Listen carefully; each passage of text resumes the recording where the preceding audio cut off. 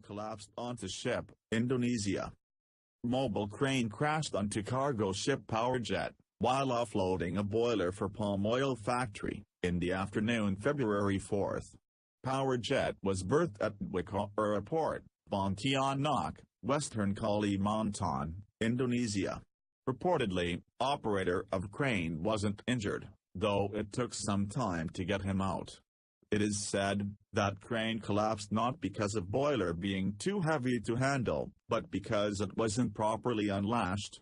It is not clear if collapsed crane was ship's crane, or port's crane. Operator was a local ports worker.